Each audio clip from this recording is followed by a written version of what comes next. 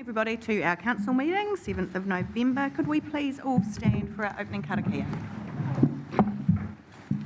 Te tawa mai rana, te tawa mai raro, te tawa mai roto, te tawa mai waho, kia tau ai te Māori tū, te Māori ora, ki te katoa, home we taiki. Just a reminder that this meeting is being live streamed on Council's Facebook page. First up, we have apologies from Deputy Mayor Brosnan and Councillor Simpson. Can I have a mover? Thank you. Councillor Price and a seconder, Councillor Mawson. All those in favour, please say aye. Aye. Against? Carried. Do we have any conflicts of interest? We have no public forum. No announcements by myself. However, Councillor Mawson would like to make an announcement. Yeah, thank you, Mayor Wise. Through the Chair, I would just like to remind everyone in Napier that as part of our 150-year celebrations, we have our Napier Monopoly. So get into the iSite and purchase it or jump on ourplace.nz to get yours online. Thank you. Thank you, Councillor Mawson. Are there any minor matters not on the agenda? Announcements from management? No. We have no minutes to confirm, so we will jump into our first agenda item. And I welcome Russell and Andrew for our local water done well paper. Hand over to you to present. Thank you. Yes, thank you, Mayor Wise. I'm happy to take this report as read. This report is seeking Council's approval to continue with the development of a business case for a regional water services delivery option conducted through the RRA. This is a follow-on from the workshop that we had on October 22nd, where modelling to date was presented through PwC and the RRA. That indicative early stage modelling, it's requested that we continue through into the business case, which will also follow on from previous work done by Morrison Lowe in 2020. Through the report, it gives you a bit of a background of what has been done to date, some of that early modeling work and assumptions, and then into some of what the business case development will look like. So looking at independent delivery of water services for each council, if councils were to create their own water services CCO, and then looking at the regional CCO.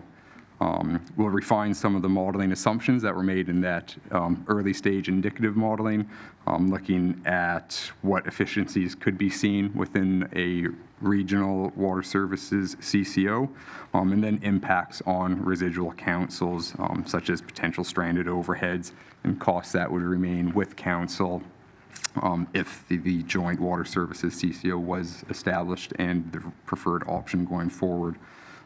There's also a bit of a communications and engagement plan based on if the proposal to proceed with the business case is approved. That would be looking at holding consultation in February and March of next year. Happy to take any questions around this report. Thank you very much, Andrew. I'll open up to councillors for any questions that you may have. I think we've traversed this topic very well of late, so it doesn't surprise me if we don't have any questions. And of course, the paper is available to the community for any community members who are wanting to see where we are up to. Is there any general discussion? None? That being the case, I'm happy to move from the chair if I could have a second, please. And just to, remind everybody, but essentially what we are deciding today is to endorse the process to progress with the development of a business case around a regional council-controlled model for the delivery of our water services, and for that business case to be developed to assist us with that decision-making process. And I have a seconder with Councillor Price. Thank you very much. So yes, I guess this is the next gateway on what has been quite a long journey. We think back to 2018 when we started looking at our own Hawke's Bay model. So it's just exciting really to be taking this next step to gather the information that we need to make this decision, because it really is a vital decision for our community, with some potentially significant impacts on the community and the way that we deliver this core service of our three waters. So really important that we gather everything that we need and ensure that we've got the right modelling and analysis to assist us with the decision-making process. So thank you. Councillor Price. Just agree with everything you've said, really, and it's part of the process, and I watch with interest to read this business case. It'd be quite good. Thank you. Any further speakers? There being none, I'll put the motion. All those in favour, please say aye. Aye. Against? Carried. Excellent. Thank you very much, and a testament to the work we've done in the lead up to this, that it was a very quick agenda item. Thank you to both of you. And moving on to our second open agenda item, being licences for EV chargers on reserve land, and I'd welcome Brian up to talk to the paper, please.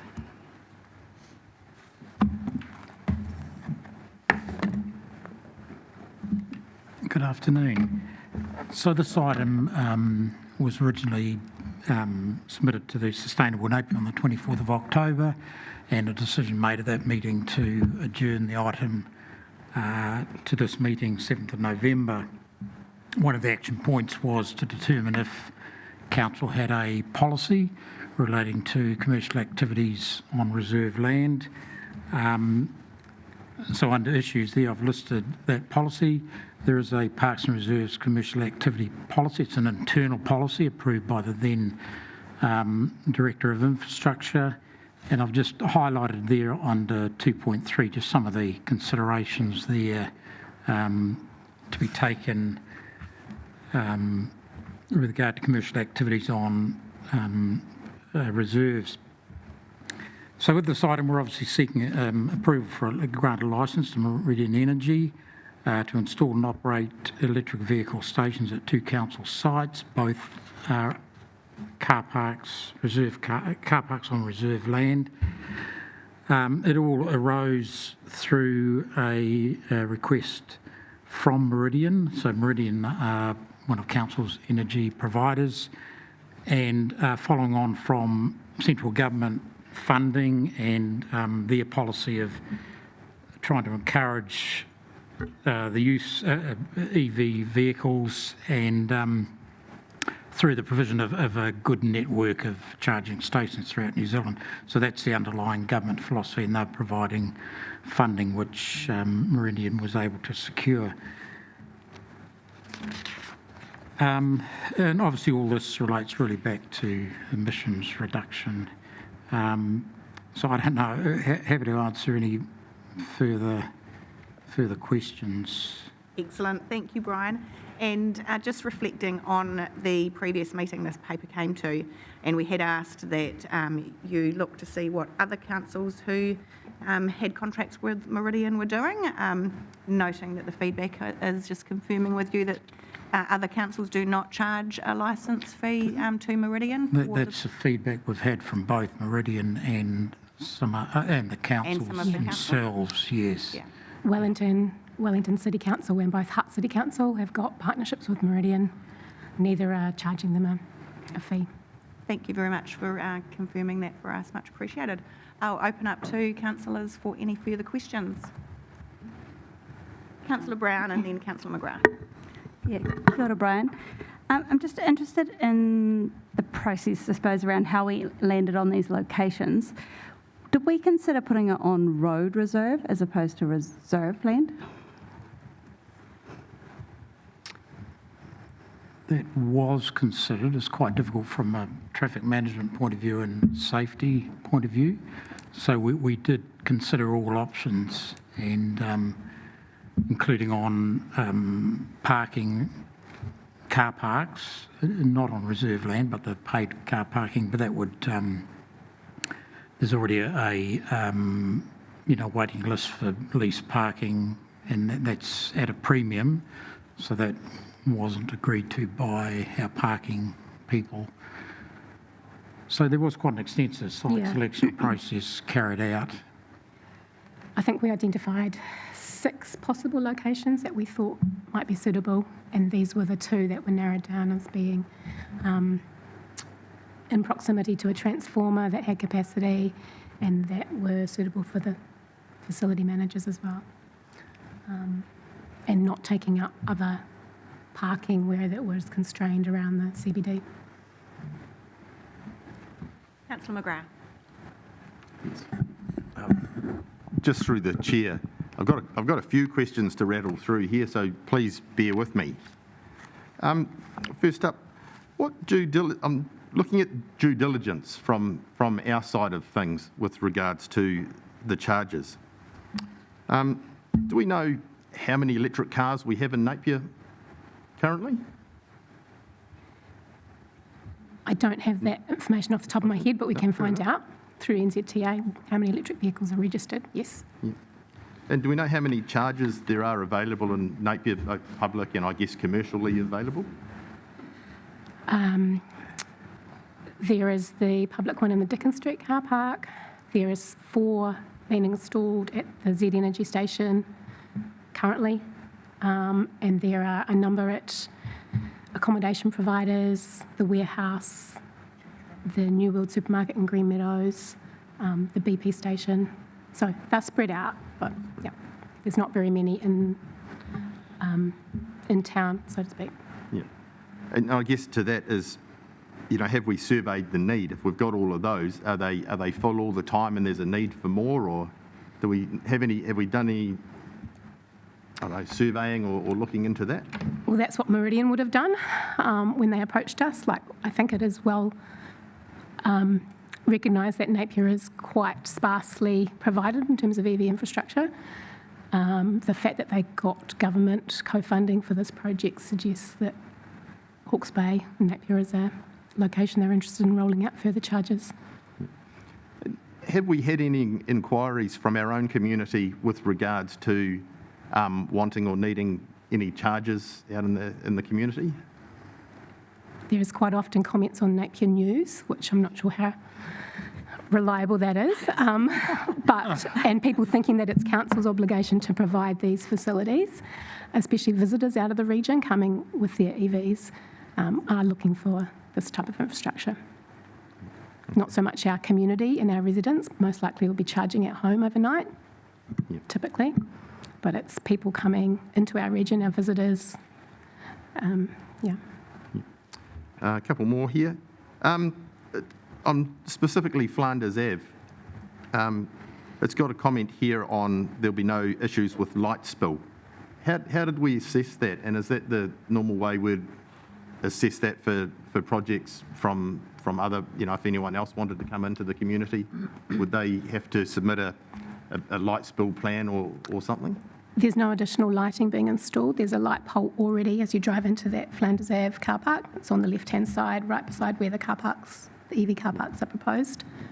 Does headlights, does that ever have to be monitored? I remember when, I think it was Pack and Save opened, they had to do all sorts of checks and measures, and it came down to, how many headlights were going to be here, there and everywhere. Does that get assessed as part of any of this? And the potential nuisance factor for residents in the area? It hasn't been assessed at this point, or it hasn't been raised, but we could go back to Meridian and ask them for their modelling around the numbers of vehicles, I suppose, if that was necessary. Yep. Required. And just interesting one to word, I'm thinking along the lines of anti-competitiveness.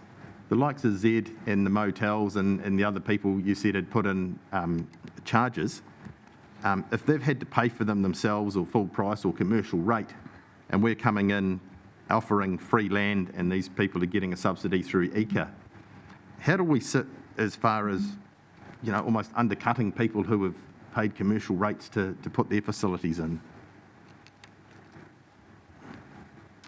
I think I'll just address that from the chair because I don't think it's our role to monitor that, and all we are doing is providing a small piece of land. Meridian are covering all the costs of installation and operating and managing that.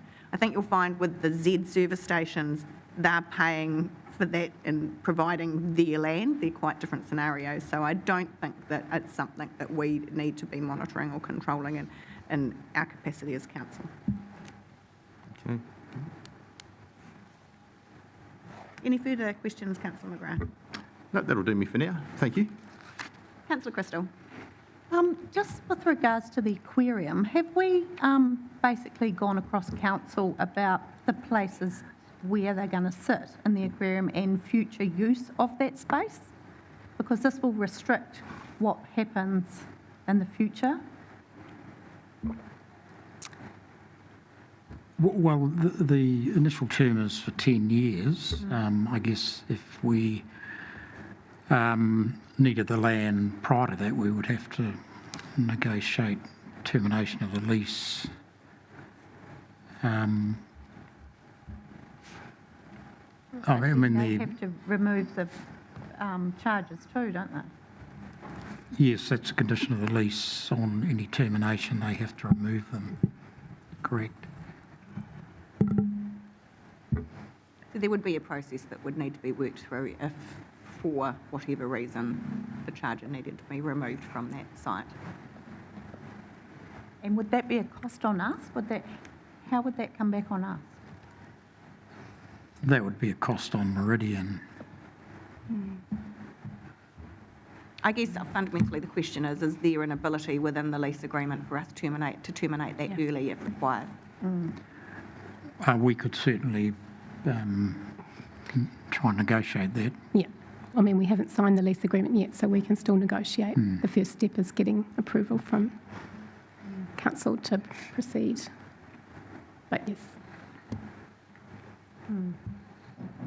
It may actually be quite important to have that clause in there. Yeah. Councillor Taylor. Yeah, Councillor Crystal sort of took the angle I was going to take, because we're all aware that we're reimagining facilities and the aquarium is one of those. So my first question is, what is the time frame in relation to the installation by Meridian? That's a good question. I can't give you an answer for that right now. Like, it's up to Or when Meridian. they would complete the Yeah. installation. Yeah. My understanding is that they've got to have spent the money within Yep. 6 months. They need to have the agreement finalised within 6 months. Yeah. Yes, otherwise the ECA funding will be reallocated to another project or elsewhere. For clarification, they need to install these within the next 6 months or 6 months of receiving central government funding? I don't believe they have to have the installation completed, but they need to have the contracts in place, so the licence agreement and the lease, and be progressing with the project within 6 months, or else the funding from ECA will be allocated elsewhere. But the installation timeline might be outside of the 6 months. Thank you. I guess just to tease that out a little bit more, I think, as you've highlighted, we do have a process in play around the reimagining of facilities, including the aquarium. However, I think the risk of that car park area going anytime soon is minimal, and we can protect ourselves by just ensuring that there is a clause in the contract with Meridian that gives us the ability to exit early should we need to. Yeah. So if we have that as part of the resolution, that it's subject to an early exit clause being included in the lease agreement.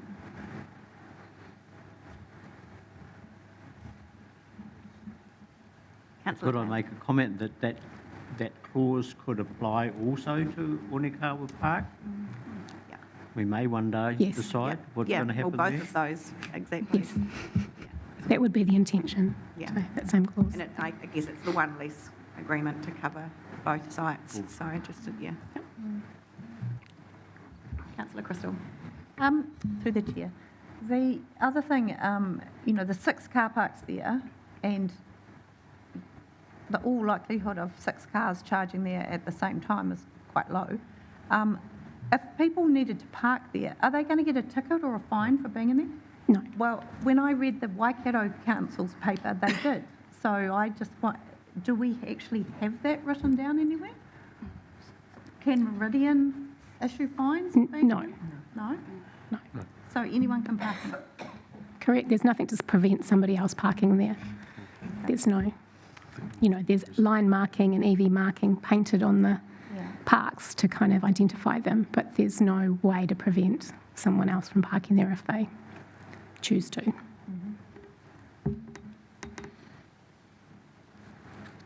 Any further questions? Councillor McGrath. Again, just looking at the Flanders Ave, through the chair, sorry, car park. We've been told in the past that anything that disturbs the ground over there comes with great expense because it's all dodgy land, apparently. So have we looked into this and discussed with Meridian the type of ground that they'd be wanting to disturb to put in their facilities? And the fact we've been told in the past that you have to do all sorts of air monitoring, water runoff if you're going to do any work in there, and it comes with its own set of issues. Are they aware of that? We can certainly make them aware of that. The responsibility for the due diligence is on Meridian. We can certainly highlight that. There's not significant disturbance of the ground anyway. It's a concrete plinth, and the EV charger's above ground. I mean, other than potentially cabling to the transformer, which would be buried. Yep. Just going to get the amended resolution popped up on the screen for everyone to review, and if there's any further discussion, I'm happy to move as I'm the one that has made the amendment. Happy to second. Thank you, Councillor Crown. While we bring it up on the screen, is there any further discussion? Any final questions? Are we moving the amendment or the amended motion? The amended motion, just with the inclusion of that new clause around an early exit. Thank you.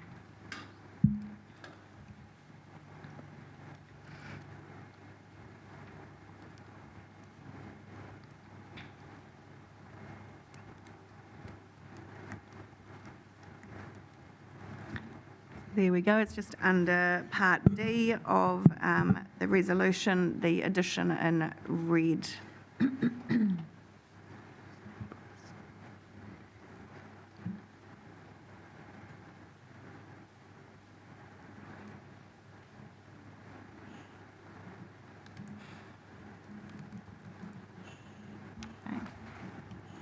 As I said, I have moved, and really just to say that this is obviously offering another service, not just to locals, but to people, tourists. We're a tourist city, and I'm sure Meridian has done their due diligence. They wouldn't be bearing the cost of installing these chargers here if they weren't going to benefit from it, so I'm sure they know that there is a demand, and it's in line with our policy around reducing carbon emissions, so happy to move. Councillor Crown. Thank you, Mayor Wise. Yeah, I agree with all the points that you've given. I'm also incredibly supportive of this, as I think it demonstrates some leadership. If we're going to set emission targets and if we're going to audit ourselves, then it's good to see us actually take some steps to implement and activate this type of service for our community. We want to be an enabling council. It's in our mission. And we're enabling places and spaces where people want to be, and that includes EV drivers. So, yeah, I think this is a gateway as well. There's still the negotiation of the final licence to go through. So I'm really hoping that we give that the tick and that we can move forward to that stage today. Thank you. Thank you. Open up to any other speakers. Councillor Brown. Yeah, just speaking in support and tautoko, both comments that have been said so far, just also pointing out that this is potentially a bit of a boom for our aquarium.